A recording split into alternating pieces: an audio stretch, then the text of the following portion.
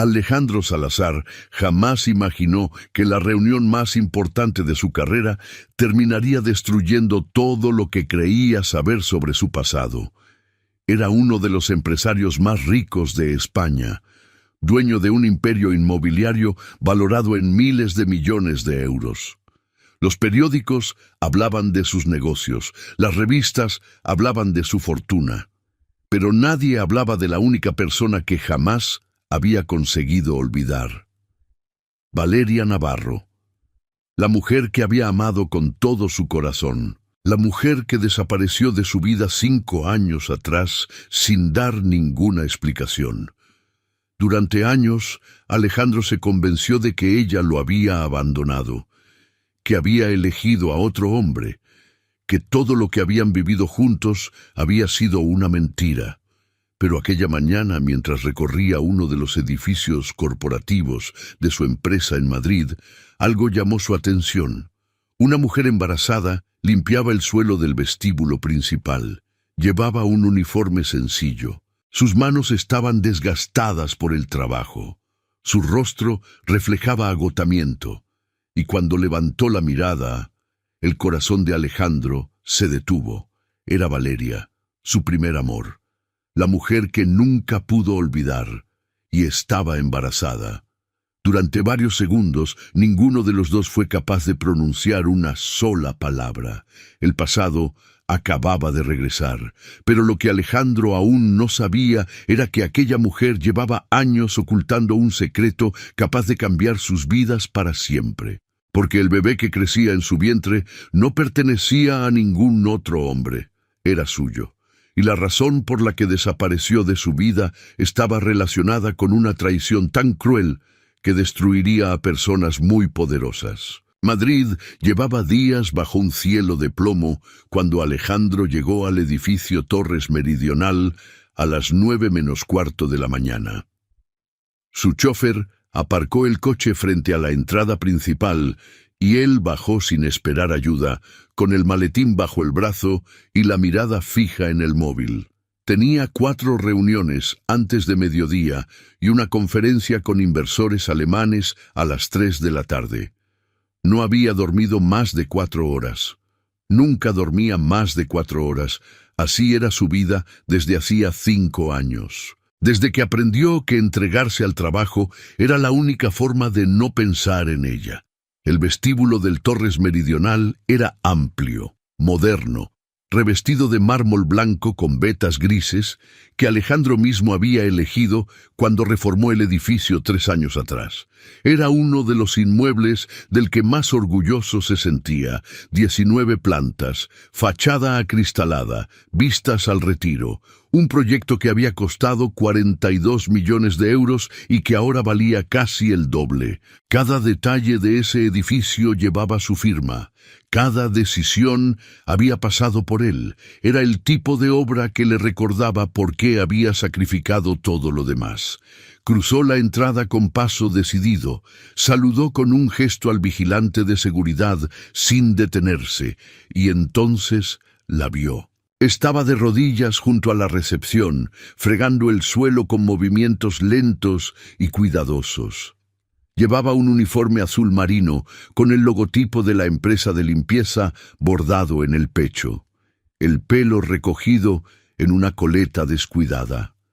Los guantes de goma amarillos, algo desgastados en la punta de los dedos, y el vientre prominente, perfectamente visible incluso desde la distancia, que le dificultaba los movimientos y la obligaba a apoyarse con una mano en el suelo cada vez que intentaba incorporarse. Alejandro se detuvo en seco. No fue un pensamiento consciente, fue algo físico, animal, involuntario, como si sus piernas hubieran recibido una orden que su cerebro aún no había procesado, como si el cuerpo reconociera algo que la mente todavía se negaba a admitir. La mujer levantó la mirada, y el mundo entero se comprimió en ese segundo. Era Valeria, 5 años mayor, con ojeras profundas que antes no existían, con una fragilidad nueva en los rasgos que antes irradiaban energía y determinación, con las manos enrojecidas y el cuerpo cargando un peso que era mucho más que el del embarazo. Pero era ella, sin ninguna duda posible, los mismos ojos oscuros que una vez lo habían mirado como si fuera lo más importante del mundo. Los mismos que ahora lo miraban con algo completamente diferente, con miedo. Valeria se puso de pie lentamente, sujetándose el vientre con una mano. El cubo de fregar quedó entre los dos como si fuera una frontera. Sus labios se movieron, pero no salió ningún sonido durante varios segundos. Alejandro tampoco fue capaz de hablar. A su alrededor, el vestíbulo continuaba con su actividad matutina. Gente que entraba, gente que salía, el ascensor que se abría y se cerraba. Nadie se fijaba en ellos. Nadie podía imaginar lo que estaba ocurriendo en ese espacio de 2 metros cuadrados entre un hombre con traje de 12.000 euros y una mujer con uniforme de limpiadora. Fue ella quien rompió el silencio. «Alejandro», dijo en voz baja. Solo su nombre. Nada más. Como si esa única palabra contuviera todo lo que no había forma de explicar en ningún idioma del mundo. Él la miró de arriba abajo, el uniforme, el vientre, las manos enrojecidas, y sintió algo que no esperaba sentir. No fue rabia, aunque la rabia llegaría después. No fue alivio de haberla encontrado, aunque eso también llegaría. Lo primero que sintió fue dolor, un dolor limpio, honesto, sin adornos, que le apretó el pecho como una mano, cerrándose alrededor de su corazón, y que le dejó por un momento sin aire. «¿Qué estás haciendo aquí?», preguntó. Su voz sonó más fría de lo que pretendía. «Trabajo aquí», respondió ella. «Llevo 6 semanas». Alejandro procesó esa información lentamente. 6 semanas. 6 semanas limpiando el suelo de uno de sus edificios sin que él lo supiera. O quizás sabiéndolo.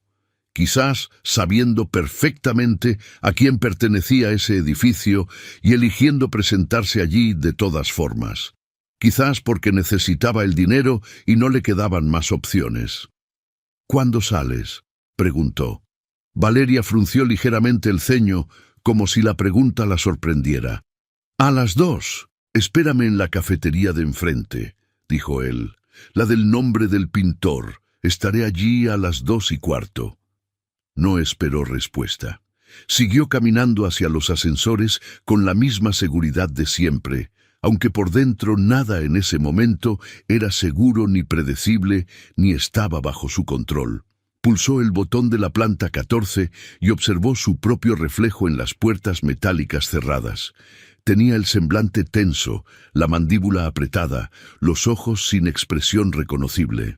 El mismo hombre de siempre en la superficie, un desastre completo por debajo. 5 años. 5 años construyendo muros tan altos que él mismo había olvidado cómo era el paisaje al otro lado. Y ella había conseguido derrumbarlos en 3 segundos sin proponérselo siquiera. Las reuniones de aquella mañana fueron un desastre silencioso. Alejandro estuvo presente físicamente, pero en ningún otro sentido. Firmó documentos que le pusieron delante. Asintió en los momentos adecuados. Respondió preguntas con la precisión mecánica de quien ha repetido los mismos gestos durante años. Pero su cabeza estaba abajo, en el vestíbulo, junto al cubo de fregar y los ojos oscuros de Valeria Navarro, en la curva de su vientre, en el miedo que había visto en su cara cuando lo reconoció, en todas las preguntas que no había podido hacer porque había elegido seguir caminando como si supiera a dónde iba. A las 2:15 canceló la conferencia con los alemanes. Su secretaria, Montserrat, lo miró con una expresión que mezclaba sorpresa y una alarma discreta y profesional. Alejandro Salazar nunca cancelaba reuniones. Era algo tan inusual como verlo llegar al trabajo sin corbata o salir antes de las 8 de la tarde. «Diles que surgió un imprevisto», dijo sin detenerse. «Reprogramamos para el jueves por la mañana». Cruzó la calle exactamente a las 2:10. La cafetería se llamaba Velázquez. aunque no tenía ninguna relación con el pintor más allá del nombre pintado sobre la puerta con letras doradas algo desconchadas. Era un local pequeño, de madera oscura y sillas de mimbre, que sobrevivía entre edificios corporativos gracias a los trabajadores del barrio que preferían un café de verdad al de las máquinas automáticas de las oficinas. Olía a churros fritos y a café molido. En las paredes había fotos antiguas de Madrid que nadie miraba nunca. Valeria ya estaba allí, sentada en una mesa del fondo, con las manos alrededor de una taza de manzanilla y la mirada fija en la puerta. Se había quitado la chaqueta del uniforme y llevaba solo la camiseta interior que se ceñía sobre el vientre. Sin los guantes, sus manos parecían más pequeñas, más vulnerables. Cuando Alejandro entró, algo en su expresión cambió. No fue alivio, tampoco fue miedo exactamente. Era algo intermedio que no tenía nombre preciso. La cara de alguien que lleva mucho tiempo esperando un momento difícil y que ahora, por fin, ha llegado y ya no puede posponerse más. Alejandro se sentó frente a ella sin quitarse el abrigo. El camarero se acercó. Alejandro pidió un café solo sin mirarlo. Cuando el camarero se fue, el silencio entre ellos se asentó con toda su densidad. Fue él quien empezó. «¿Por qué?», dijo. Una sola palabra, pero cargada con 5 años de preguntas acumuladas, de noches sin respuesta, de una herida que había cicatrizado por fuera y seguía abierta por dentro. Valeria respiró profundamente, miró la taza, luego lo miró a él y empezó a hablar. Le contó que la última noche que habían estado juntos, 5 años y 4 meses atrás, ella había salido del piso de él convencida de que iban a anunciar su compromiso en cuestión de días, que estaba feliz de una manera que no cabe en palabras, que no había en el mundo nadie más seguro de nada que ella en ese momento, caminando por las calles de Madrid a medianoche, con una sonrisa que no podía quitarse de la cara, aunque lo hubiera intentado. Pero al día siguiente recibió un mensaje en su teléfono. Un mensaje de Alejandro, o al menos eso creyó ella. En el mensaje se le decía que la relación había terminado, que él había tomado una decisión, que necesitaba enfocarse en su carrera y que Valeria no encajaba en los planes que tenía para su vida. Las palabras eran frías, calculadas, con la precisión quirúrgica de quien conoce exactamente dónde duele más. No había margen para la duda. No había espacio para una conversación. No había ni una sola frase que dejara abierta la posibilidad de que aquello fuera un error o un malentendido. Ella intentó llamarlo. 1 vez, 10 veces, 30 veces durante 3 días seguidos. Ninguna llamada llegó. El teléfono sonaba y sonaba hasta que saltaba el buzón de voz. Esa voz familiar diciéndole que dejara un mensaje. Y ella colgando sin decir nada porque no sabía qué decir. Intentó ir a su piso en el barrio de Salamanca. El portero le dijo con mucho tacto, pero con absoluta claridad, que el señor Salazar había dejado instrucciones de que no se le permitiera el acceso al edificio. Intentó contactar con su oficina. La secretaria de entonces, una mujer llamada Begoña, que siempre había sido amable con ella, le dijo con una voz extrañamente tensa que el señor Salazar no estaba disponible y que no lo estaría en un futuro próximo. Valeria pasó 2 semanas en un estado de shock que la dejaba incapaz de tomar decisiones simples. 3 semanas después, empezó a llorar de verdad cuando el cuerpo por fin procesó lo que la mente se había negado a aceptar. 1 mes entero intentando encontrar alguna explicación que tuviera sentido, revisando cada conversación, cada gesto, cada momento de los últimos meses buscando la señal que debería haber visto y no vio. Y luego, cuando el dolor empezó a transformarse en algo más sólido y manejable, tomó una decisión. Alejandro no la quería. Y ella iba a reconstruir su vida sin él, le costara lo que le costara. Se marchó de Madrid una mañana de febrero, con 2 maletas y un billete de autobús.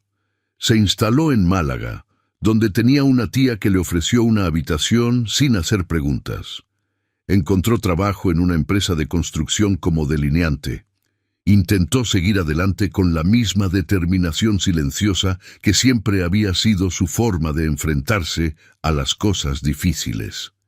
3 meses después, descubrió que estaba embarazada. Alejandro la miraba sin parpadear mientras ella hablaba. No había interrumpido ni una sola vez. Su expresión no había cambiado visiblemente. Seguía siendo la misma máscara fría que llevaba puesta desde hacía años.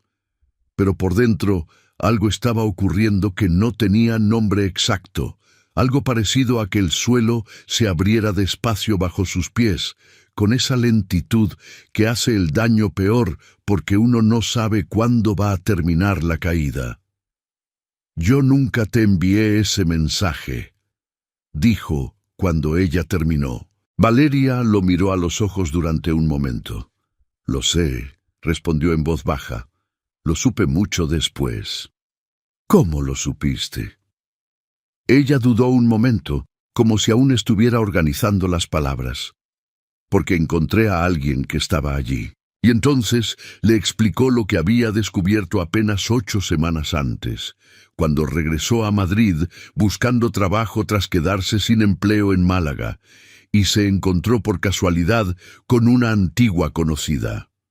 Una mujer llamada Isabel, que trabajaba como asistente personal en el Grupo Salazar desde hacía años. Una mujer que siempre había sido amable con ella en los tiempos en que Valeria frecuentaba la oficina de Alejandro y que nunca había tenido razón para sospechar de ella. Se tropezaron en la zona de Atocha una tarde de octubre. Se reconocieron entre la multitud, se tomaron un café que ninguna de las dos tenía planeado tomarse, y en algún punto de esa conversación, con la voz baja y las manos alrededor de la taza, Isabel le dijo que sabía lo que había ocurrido 5 años atrás, que lo había sabido desde el principio, que había participado en ello sin saber del todo lo que estaba haciendo y que desde entonces cargaba con esa culpa sin saber cómo soltarla. El mensaje que Valeria recibió aquella noche no lo había escrito Alejandro, lo había escrito Rodrigo Salazar, el hermano mayor de Alejandro. Alejandro tardó varios segundos en reaccionar a ese nombre, lo escuchó, lo procesó, y lo rechazó de manera instintiva antes de que pudiera instalarse del todo. Rodrigo, 5 años mayor que él, el que le había enseñado a montar en bicicleta en el aparcamiento del bloque donde crecieron, el que había estado en primera fila en cada uno de sus logros empresariales aplaudiendo con genuino orgullo, el que le llevaba el desayuno al despacho cuando se quedaba a dormir en la oficina durante las semanas más duras de alguna negociación. El que era desde siempre la única familia de verdad que Alejandro tenía en el mundo. «Eso es imposible», dijo. «Isabel estaba allí», respondió Valeria con voz firme pero sin rabia, con esa calma de quien ha tenido meses para procesar algo antes de contarlo. Rodrigo le pidió que lo ayudara. Le dijo que Alejandro le había pedido a él que se ocupara del asunto, porque no quería tener esa conversación directamente. Isabel creyó que era verdad porque no tenía ningún motivo para dudar de él. Cuando finalmente se dio cuenta de que todo era mentira, ya había pasado demasiado tiempo y no sabía cómo deshacerlo. Alejandro se quedó mirándola. ¿Por qué haría algo así? ¿Qué motivo podría tener? Valeria apoyó las manos sobre la mesa. «Dinero», dijo. «Solo dinero».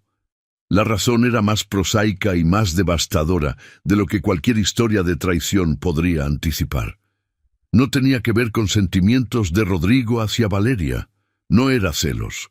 No era algún resentimiento profundo y retorcido. Era una operación de negocios tan fría como un contrato de compraventa. En aquella época, el Grupo Salazar atravesaba una etapa financieramente delicada. Alejandro Estaba en plena negociación con una familia de inversores valencianos, los Montalbán, para obtener una inyección de capital que necesitaba con urgencia para expandirse al mercado europeo.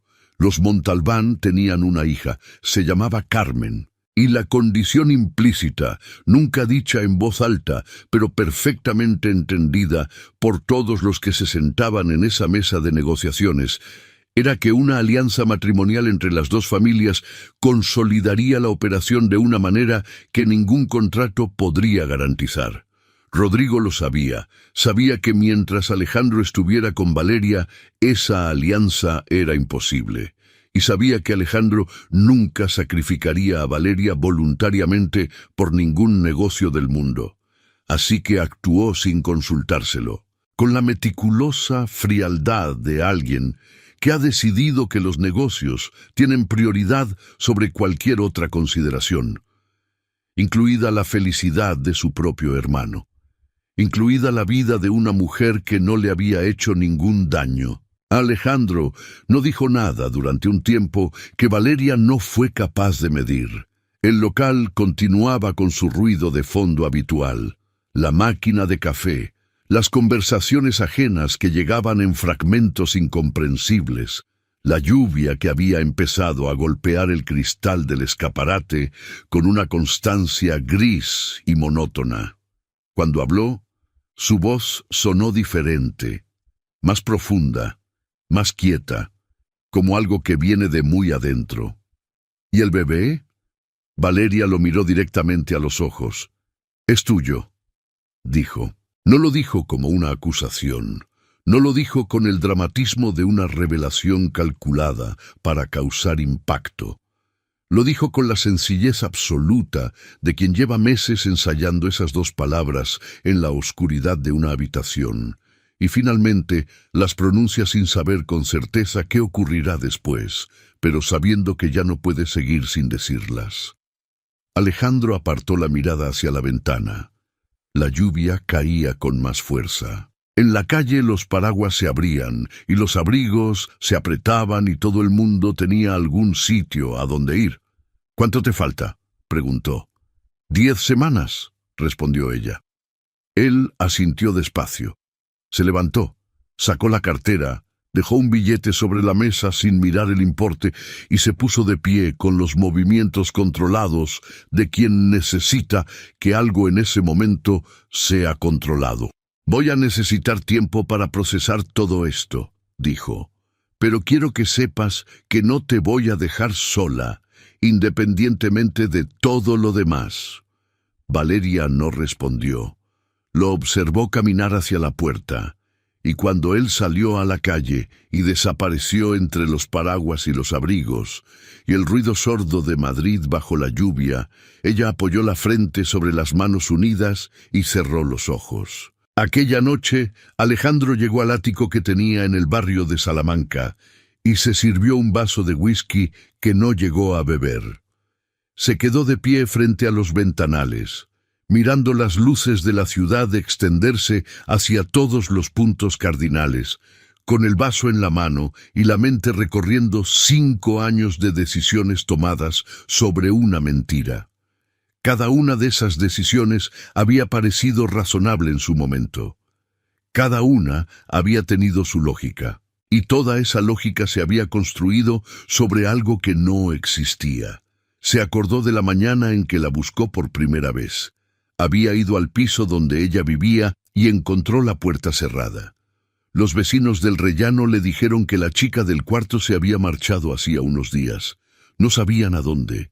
Alejandro pasó semanas preguntando, llamando a conocidos comunes, dejando mensajes en números que nadie contestaba. Y en algún punto, Rodrigo lo sentó en un bar de la calle Serrano y le dijo con voz serena y compasiva que lo mejor era dejar de buscar. Que a veces las personas tomaban decisiones que había que respetar, que Valeria había elegido su camino y que Alejandro debía elegir el suyo, que la empresa necesitaba toda su atención, que había oportunidades que no esperaban a nadie. Alejandro le había creído, sin dudar, porque era su hermano, porque nunca había tenido razón para no creerle. La rabia que llegó esa noche frente a los ventanales del ático fue diferente a cualquier rabia que hubiera sentido antes. No era la rabia caliente e impulsiva de quien actúa sin pensar. Era fría, era exacta. Era la rabia de quien entiende perfectamente lo que ocurrió y necesita hacer algo concreto con esa comprensión. A la mañana siguiente, Alejandro llegó a la oficina central del Grupo Salazar en el Paseo de la Castellana a las 8 en punto. Montserrat lo saludó con su eficiencia habitual y le entregó la agenda del día. Él la tomó sin mirarla y caminó directamente a la planta 11, al despacho de Rodrigo. Rodrigo estaba revisando unos planos extendidos sobre la mesa cuando su hermano entró. Llevaba la camisa remangada y gafas de lectura que solo usaba cuando creía que no lo veía nadie. Levantó la vista con una sonrisa natural, despreocupada, completamente ajena a lo que estaba a punto de ocurrir. «Menudo susto nos diste ayer con lo de los alemanes. ¿Todo bien?» Alejandro cerró la puerta. Se quedó de pie en el centro del despacho con las manos en los bolsillos. «Encontré a Valeria», dijo. La sonrisa de Rodrigo no desapareció de inmediato. Se desvaneció lentamente, como una vela que se apaga cuando se acaba el aire, con esa agonía gradual que resulta más reveladora que cualquier reacción brusca. Sus manos se detuvieron sobre los planos. «¿Valeria Navarro?», preguntó, y en esas dos palabras había exactamente la cantidad equivocada de sorpresa. La misma. Un silencio. «¿Dónde?» «Eso ahora mismo no importa», dijo Alejandro. «Lo que importa es lo que me contó». Rodrigo se recostó en la silla, cruzó los brazos, se quitó las gafas de lectura y las dejó sobre la mesa. Y en ese gesto, en esa postura defensiva adoptada antes de que Alejandro dijera nada más, estuvo toda la respuesta que necesitaba. «Alejandro, no», lo cortó él. «No digas mi nombre con esa voz. No empieces a explicarme nada todavía. Primero mírame a los ojos y dime si es verdad lo que me contó». Rodrigo lo miró a los ojos y no dijo nada. Ese silencio fue la confirmación más completa que podría haber recibido. Lo que siguió fue una conversación de 20 minutos que ninguno de los dos olvidaría. Rodrigo habló. Usó palabras como necesidad, familia, futuro, responsabilidad. Habló de los Montalbán y del capital que el grupo necesitaba en aquel momento. Habló de oportunidades que se presentan una sola vez. Dijo que lo había hecho pensando en el bien de todos. Que Alejandro nunca había entendido la dimensión real del negocio porque siempre había estado demasiado centrado en los sentimientos. Que alguien tenía que tomar las decisiones difíciles. Alejandro lo escuchó hasta el final, sin interrumpir, sin alzar la voz, sin cambiar la expresión. Cuando Rodrigo terminó, Alejandro se acercó despacio a la pared donde estaba enmarcado el contrato de dirección general que él mismo le había redactado 3 años atrás. Lo descolgó con cuidado, lo dejó sobre el escritorio frente a su hermano. «Tienes hasta el viernes para ordenar tus cosas», dijo. «El lunes hay alguien nuevo en este despacho». Rodrigo palideció de una manera visible. «No puedes hacer esto. Soy el propietario del 92% de esta empresa», respondió Alejandro con una calma que era más aterradora que cualquier grito. «Puedo hacer exactamente esto». Se dirigió hacia la puerta. Se detuvo con la mano en el pomo sin volverse. «Y Rodrigo, no te llames a engaño. No es solo por el negocio. Es por ella. Es por el tiempo que nos quitaste. Es por el hijo que no conocí durante 9 meses. Es por todo eso». Salió sin volver a mirarlo. Los días que siguieron fueron los más extraños que Alejandro recordaba haber vivido. Por fuera, su vida continuó con su cadencia habitual de reuniones, decisiones, llamadas, informes. Pero por dentro, todo había cambiado de sitio. como si alguien hubiera entrado en una habitación perfectamente ordenada y movido cada mueble 3 centímetros. Nada estaba roto, pero nada estaba en el lugar correcto, y esa pequeña distancia lo cambiaba todo.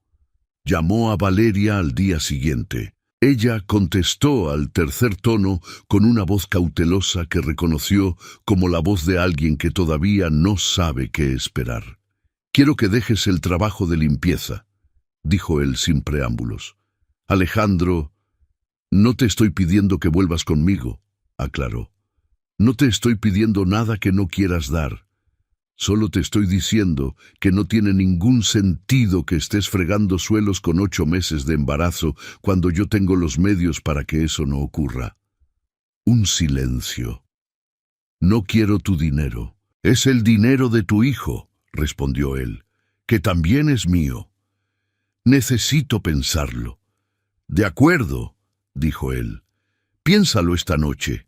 Pero si mañana a las 9 de la mañana ese uniforme de limpieza sigue en tu armario, voy a ir personalmente a buscarte. Y los dos sabemos que lo haré». No era una amenaza, era una promesa. Y ambos lo sabían con la certeza de quien conoce bien al otro, aunque lleve 5 años sin verlo. Valeria llamó esa misma noche, más tarde de lo que él esperaba. «Está bien», dijo, «pero con condiciones. Las que quieras. No quiero vivir en ningún piso tuyo. Me quedo donde estoy. Pago mis propias facturas». «De acuerdo. No quiero que aparezcas en mi vida como si nada hubiera pasado. 5 años son 5 años, y necesito tiempo para procesar todo esto». «Te doy todo el tiempo que necesites», dijo Alejandro, «pero voy a estar cerca. Porque ese niño va a nacer en menos de 10 semanas, y quiero estar presente cuando ocurra». Hubo una pausa larga, el tipo de pausa en la que se toman decisiones que no tienen marcha atrás. «Se llama Mateo», dijo ella en voz muy baja, como si compartir ese nombre fuera ya una forma de abrirle una puerta. «Le puse el nombre hace semanas. Mateo». Alejandro cerró los ojos. «Es un buen nombre», respondió, y por primera vez en 5 años, algo dentro de él se aflojó. Solo un poco, solo lo suficiente para que el aire entrara de otra manera. Las semanas que siguieron no fueron sencillas. Nada entre ellos podía serlo con todo lo que había de por medio. Había demasiado peso acumulado, demasiadas capas de dolor que el tiempo no había borrado, sino simplemente preservado intactas, como insectos atrapados en ámbar. Alejandro se acostumbró a enviarle mensajes por las mañanas, preguntando cómo había dormido. Valeria respondía con brevedad, a veces con una sola palabra, pero siempre respondía. Él empezó a llevarle la compra 2 veces por semana. Al principio, ella se resistió con esa dignidad obstinada que era tan suya. Al cabo de unos días, lo aceptó sin comentarios, que era la forma que ella tenía de decir que lo agradecía. Un martes de principios de diciembre, la acompañó a la revisión del médico. Se sentó en la sala de espera del ambulatorio de Chamberí mientras ella pasaba a la consulta. Hojeó una revista sin leer nada. Observó a las otras parejas que esperaban, a los hombres que miraban el teléfono con esa mezcla de impaciencia y nerviosismo que tienen los que van a ser padres, a las mujeres que esperaban con esa calma particular de quien ya no tiene energía para el miedo y simplemente confía en que todo saldrá bien. Pensó que aquello podría haber sido su vida normal desde hacía 5 años. Cuando Valeria salió de la consulta con la última ecografía impresa en papel térmico, él se puso de pie. Ella le tendió la imagen sin decir nada, como si fuera algo que hacía todos los días. Alejandro la miró. Era un perfil pequeño y borroso en escala de grises, una cabeza redondeada, una nariz en miniatura que ya tenía su propia forma, unos puños cerrados como si el niño estuviera preparándose para algo. Mateo. Alejandro sostuvo esa imagen durante un tiempo que no supo cuantificar. La miró con la misma atención con la que revisaba los planos de sus mejores proyectos. Con más, quizás. Cuando la devolvió, vio que Valeria lo miraba con una expresión nueva, sin defensas, sin la distancia cuidadosamente mantenida de las últimas semanas, solo mirándolo como lo miraba años atrás, cuando todavía no había ninguna razón para no hacerlo. ¿Tienes hambre?, preguntó él. Siempre tengo hambre, respondió ella. Y los dos se echaron a reír al mismo tiempo. Una risa corta, sorprendida, casi involuntaria, como algo que se escapa antes de que uno pueda decidir si quiere dejarlo salir. Como dos personas que acaban de recordar que en algún momento supieron reír juntas sin esfuerzo. Comieron en un restaurante pequeño de la calle Fuencarral que ninguno había elegido con especial criterio, simplemente porque era el primero que tenía mesa libre. Pidieron cocido madrileño porque era diciembre y hacía frío y era exactamente lo que apetecía. Hablaron de cosas sin importancia durante los primeros 20 minutos con esa deliberada ligereza de dos personas que saben que hay cosas importantes pendientes, pero necesitan recordar primero cómo es hablar normalmente. Y después, poco a poco, sin que ninguno lo propusiera formalmente, empezaron a hablar de verdad. Valeria le contó los últimos 5 años con una honestidad que lo desarmó completamente. Le habló del dolor de los primeros meses, que era tan físico, que a veces se despertaba por la noche convencida de que algo le dolía en el cuerpo, sin poder identificar qué. De la rabia que llegó después, más manejable que el dolor, pero más peligrosa porque te convence de que tienes razón en todo. De la decisión de no odiarle, porque odiar consume más energía de la que tiene disponible alguien que tiene que seguir adelante todos los días. Le habló de Málaga y del olor de la sal en el aire por las mañanas y de su tía Carmen, que era la persona más práctica y menos sentimental del mundo y que por eso había sido exactamente lo que necesitaba. De los trabajos mal pagados, de las noches calculando hasta el céntimo, de la noche en que se quedó sin dinero para pagar el alquiler y tuvo que vender el único abrigo bueno que le quedaba, el azul marino de paño que se había comprado para ir a los eventos de trabajo y caminar 2 semanas en noviembre con solo una chaqueta vaquera. Alejandro la escuchaba sin interrumpir, con esa atención absoluta y sin fisuras que había sido siempre una de las cosas que Valeria más había amado de él. Cuando ella terminó, él guardó silencio un momento. Miró el plato, luego la miró a ella. «Lo siento», dijo. Solo eso. 2 palabras, sin adornos, sin la explicación larga que habría podido construir. Solo las 2 palabras que eran exactamente lo que hacía falta decir. «No es culpa tuya», respondió ella. «Tendría que haber buscado más, tendría que no haber parado nunca». «Yo también me rendí», dijo ella. «También podría haber insistido más. Te habían cerrado todas las puertas». «Había más puertas», respondió ella con esa honestidad implacable que era tan suya. Alejandro negó con la cabeza despacio. «No te culpes. La culpa no la tienes tú». Valeria asintió. Luego desvió la mirada hacia la ventana, donde las luces de Fuencarral brillaban sobre el asfalto mojado. «¿Qué va a pasar ahora?», preguntó en voz baja. «Eso depende de lo que tú quieras», respondió él. «No voy a presionarte, no voy a pedirte que hagas nada que no quieras hacer, pero sí quiero que sepas que estoy aquí, que voy a estar en el nacimiento de Mateo, si me lo permites, que voy a ser su padre de la manera que sea posible y que...» Se detuvo. Valeria lo miró. «¿Y que qué?».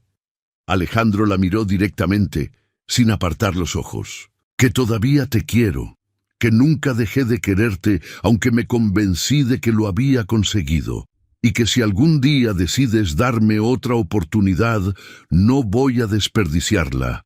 Ni un solo día». El silencio que siguió a esas palabras fue de los que no necesitan llenarse con nada. Valeria no respondió de inmediato. Miró la vela que ardía en el centro de la mesa. Respiró, y cuando volvió a mirarlo, había algo diferente en sus ojos. No era una respuesta, no todavía, pero tampoco era un rechazo. Era la posibilidad, pequeña, frágil, pero ahí. Y a veces la posibilidad es lo más grande que puede caber en un momento. Mateo Salazar Navarro nació un martes de enero a las 6:43 de la mañana en el Hospital La Paz de Madrid, durante una noche de frío seco y cielos despejados, en la que la ciudad dormía sin saber que algo importante estaba ocurriendo en una de sus habitaciones de la cuarta planta. Llegó al mundo con los pulmones bien desarrollados y sin necesidad de ayuda, según confirmó la matrona, con la sonrisa tranquila de quien lleva 20 años siendo la primera persona en ver llegar a alguien nuevo. Pesó 3 kilos y 200 gramos. Tenía los ojos oscuros de su madre, y según dijeron las enfermeras, con esa certeza afectuosa que solo tienen los profesionales que han visto miles de recién nacidos, la nariz de su padre. Alejandro estuvo en el pasillo durante las 17 horas que duró el parto. No se movió de allí, salvo para ir al baño. No comió nada, hasta que una enfermera le puso delante un sándwich a las 4:30 de la mañana, diciéndole con tono de quien no admite discusión, que no le hacía bien a nadie desmayarse allí en el pasillo. Cuando la matrona salió y le dijo que podía pasar, Alejandro entró en la habitación con pasos lentos. Valeria estaba recostada en la cama, completamente agotada, con el cabello pegado a la frente y una expresión de calma absoluta y profunda que solo tienen las personas que acaban de hacer algo que les ha costado todo y saben que valió la pena. Mateo dormía sobre su pecho, envuelto en una mantita de rayas azules y blancas, con los puños cerrados exactamente igual que en la ecografía. Alejandro se acercó despacio, se sentó en la silla que había junto a la cama, y durante 1 minuto entero simplemente miró a su hijo sin decir nada. Nunca en su vida había construido nada que se pareciera a eso. Ningún edificio, ningún contrato. Ningún acuerdo firmado en ninguna mesa de ningún país del mundo. Valeria levantó la mirada hacia él. ¿Quieres cogerlo? Alejandro asintió sin hablar, porque las palabras no eran lo que se necesitaba en ese momento. Ella le pasó al bebé con cuidado. Alejandro lo tomó con los brazos más tensos de lo que habría querido, con ese miedo instintivo y completamente nuevo de quien nunca ha sostenido nada tan pequeño y tan irreversiblemente importante. Mateo se movió levemente, frunció los labios, abrió y cerró las manos 2 veces, luego siguió durmiendo con esa confianza total que solo tienen los recién nacidos, que aún no saben que el mundo puede fallarles. Alejandro lo miró durante un largo rato, luego miró a Valeria. Ella lo estaba mirando a él, y en esa mirada había algo que hacía meses que no estaba, algo que los dos reconocieron al mismo tiempo sin nombrarlo: confianza, no completa, no todavía, pero suficiente. Los meses que siguieron no fueron perfectos porque nada entre ellos podía serlo de manera sencilla. Hubo discusiones sobre decisiones pequeñas que en realidad eran sobre cosas grandes. Hubo noches en que Valeria llamaba a Alejandro a las 2 de la mañana porque Mateo llevaba horas llorando y ella estaba al límite, y él aparecía en 15 minutos con los ojos entrecerrados de sueño y lo cogía en brazos sin protestar y se paseaba por el salón durante 1 hora hasta que el niño se calmaba. Hubo mañanas en que el pasado emergía en mitad de una conversación sin que ninguno lo hubiera invitado, como agua filtrándose por una grieta, y los dos tenían que decidir si se quedaban a hacerle frente o lo dejaban pasar. La mayor parte de las veces se quedaban a hacerle frente. Rodrigo firmó su renuncia al Grupo Salazar el viernes siguiente. No hubo demandas ni escándalos públicos. Alejandro podría haber destruido la reputación de su hermano con una sola llamada a los periodistas adecuados. Decidió no hacerlo, no por piedad exactamente, sino porque el daño que podría causar hacia afuera no le devolvería nada de lo que había perdido. y porque Mateo iba a crecer en un mundo en el que Rodrigo era su tío. Eso era una realidad que ninguna decisión empresarial podría cambiar, y Alejandro prefería que esa relación tuviera alguna posibilidad de convertirse en algo decente con el tiempo antes que destruirla para siempre por la necesidad de hacer daño. 6 meses después del nacimiento de Mateo, Alejandro llegó un domingo por la tarde al piso de Valeria con un ramo de flores, que le pareció ridículo nada más comprarlo en la floristería de la esquina, y con un discurso que había ensayado cuidadosamente durante 3 días, y que olvidó por completo en cuanto ella abrió la puerta con Mateo en brazos, y cara de no haber dormido suficiente, y una camiseta con una mancha de leche en el hombro. «¿Qué traes ahí?», preguntó ella mirando las flores. «Flores», respondió él. «Ya lo veo». Estaba nervioso y no se me ocurrió otra cosa más inteligente. Valeria se apartó para dejarlo entrar. Él pasó. Ella cerró la puerta. La tarde caía sobre los tejados de Chamberí con esa luz dorada y lenta que solo existe en Madrid en las tardes largas del verano, cuando la ciudad parece más tranquila de lo que es. Alejandro dejó las flores sobre la mesa de la cocina. Se volvió hacia ella. «Quiero pedirte algo», dijo. «Ya lo sé», respondió Valeria. Él parpadeó. «¿Lo sabes? Llevas 3 semanas comportándote de manera rara», explicó ella con una calma que lo desarmó. «Más atento de lo habitual, más nervioso. El otro día olvidaste el café que habías pedido en la barra y te fuiste sin cogerlo. Y Montserrat me mandó un mensaje el jueves pasado preguntando si yo sabía lo que te pasaba porque tenías un humor extraño en la oficina». Alejandro soltó una carcajada involuntaria. «¿Montserrat te manda mensajes?» «Nos hicimos amigas. Le mandé un bizcocho por su cumpleaños y desde entonces somos confidentes». Él sacudió la cabeza con una sonrisa. Luego se puso serio de nuevo. «6 meses atrás te dije que si algún día decidías darme otra oportunidad, no la desperdiciaría», dijo. «Sigo pensando lo mismo.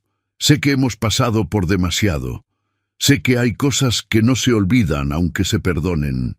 Sé que recuperar la confianza después de todo lo que ocurrió no es algo que ocurra de un día para otro, ni por mucha voluntad que haya. Pero también sé que lo que siento por ti no ha cambiado en 5 años. Y que los últimos 6 meses, con todo lo difícil que han sido los más reales de mi vida». Valeria lo escuchaba sin decir nada. Mateo dormía en la habitación. Se oía su respiración tranquila a través del monitor. «No te pido que te cases conmigo», continuó Alejandro. «Todavía no. Te pido que me dejes ser parte de tu vida de verdad, no solo de la vida de Mateo. Que cenemos juntos sin que sea siempre porque él lo necesita. Que salgamos a caminar sin tener que hablar de pediatras y de horarios de sueño. Que me des la posibilidad de demostrarte que la persona que soy ahora es alguien en quien puedes confiar. No te estoy pidiendo que olvides lo que pasó. Te estoy pidiendo que me dejes construir algo encima de ello». El silencio que siguió duró exactamente lo que tarda en tomarse una decisión que se ha estado tomando durante semanas sin admitírselo a uno mismo. «Hay condiciones», dijo Valeria. «Las que quieras. Nada de flores ridículas». Alejandro bajó la vista hacia el ramo sobre la mesa. «Entendido. Las flores están retiradas del repertorio. Cuando Mateo sea mayor, le contamos la verdad», añadió ella. «Todo, sin filtros ni versiones suavizadas. La verdad entera». «De acuerdo. Y si algún día vuelves a tomar una decisión importante que me afecte a mí o a él sin contármelo primero». «No lo haré», la interrumpió él. «Déjame terminar. Tienes razón, perdona. Si algún día vuelves a tomar una decisión importante sin contármelo», repitió ella con esa calma firme que era su forma de decir las cosas en serio, «me iré. Y esa vez no habrá vuelta atrás. No porque no te quiera, sino porque habré aprendido que no puedo». Alejandro asintió. «Lo entiendo y te lo juro». Bien, un silencio. Entonces, ¿sí?, preguntó él. Valeria lo miró, y por primera vez en mucho tiempo lo miró sin ningún peso detrás de los ojos, sin el fantasma del pasado interponiéndose entre los dos, solo mirándolo, como quien mira algo que ha decidido que merece la pena. Entonces sí, dijo. Desde la habitación llegó el sonido de Mateo despertando de la siesta, ese ruido pequeño, a medio camino entre el quejido y la llamada, que los dos ya reconocían con la certeza de quien ha aprendido un idioma nuevo. Valeria fue a buscarlo. Alejandro la siguió. Y los tres se quedaron un momento en esa habitación pequeña y llena de luz, mientras la tarde de verano seguía cayendo afuera, lenta y dorada, sobre los tejados de Madrid. No era el final de un cuento. Era algo mejor. Era el principio de una historia que esta vez iban a escribir ellos, con los ojos abiertos, con la verdad sobre la mesa y con todo el tiempo que el destino, en su manera extraña e impredecible de funcionar, había decidido darles. Si esta historia te llegó de alguna manera, si reconociste algo en la obstinación silenciosa de Alejandro, en la dignidad de Valeria, eligiendo seguir adelante sola, o en ese momento en que la verdad llega, cuando ya parece que es demasiado tarde, deja tu comentario aquí abajo. Cuéntame cuál fue el instante que más te movió, y si conoces a alguien que necesita escuchar una historia sobre lo que sobrevive cuando todo lo demás se rompe, comparte este video con esa persona. Nos vemos en el próximo.